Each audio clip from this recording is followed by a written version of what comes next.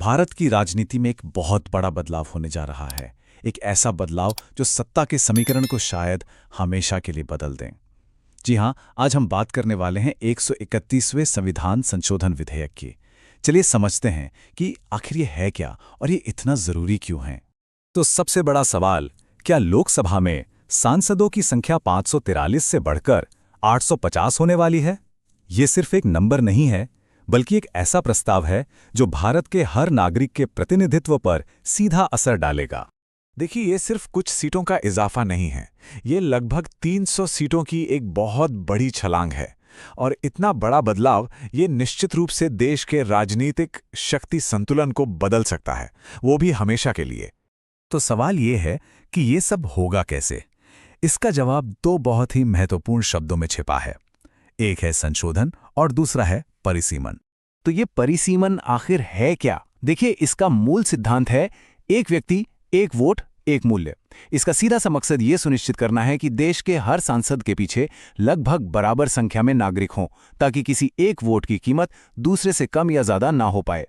यहाँ एक दिलचस्प बात यह है कि भारत में लोकसभा की सीटें करीब करीब 50 सालों से बढ़ी ही नहीं हैं।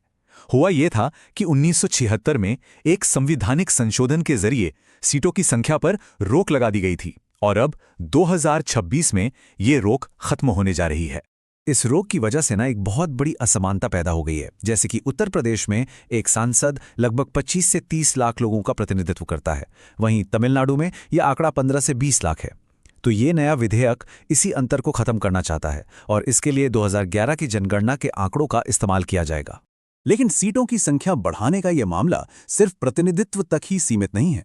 इसका एक और बहुत बड़ा पहलू है जो सीधे तौर पर जुड़ा है एक और ऐतिहासिक कदम से, और वो है महिला आरक्षण।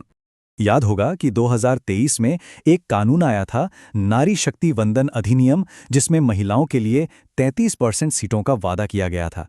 लेकिन उसमें एक शर्त थी कि ये तभी लागू होगा जब जनगणना और परिसीमन होगा। इसी वजह से इसमें देरी हो रही थी। तो अब ये जो नया प्रस्ताव है, ये उस गतिरोध को तोड़ता है। ये कहता है कि परिसीमन अभी शुरू किया जाए। इससे महिला आरक्षण को लागू करने का एक साफ 3 स्टेप का रास्ता बनता है और पूरी उम्मीद है कि ये 2029 के आम चुनाव तक लागू हो सकता है।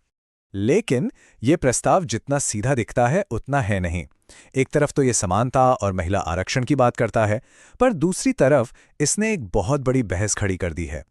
एक ऐसी बहस जिसने भारत को कह सकते हैं उत्तर और दक्षिण में बांट दिया है।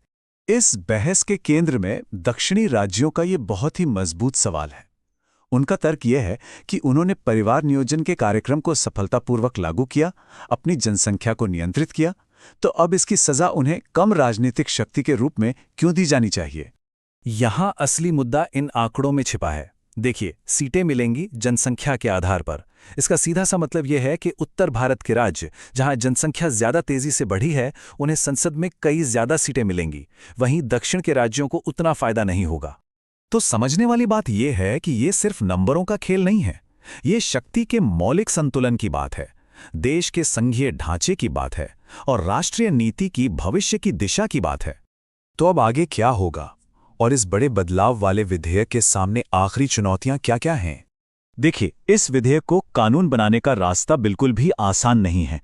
सबसे पहले इसे संसद के दोनों सदनों यानी लोकसभा और राज्यसभा में विशेष बहुमत से पास होना होगा। फिर इसे भारत के कम से कम आधे राज्यों की विधानसभाओं से भी मंजूरी लेनी होगी। जब ये दोनों चरण पूरे हो जाएंगे, तब जाकर एक नए परिसीमन आयोग का गठन किया जाएगा।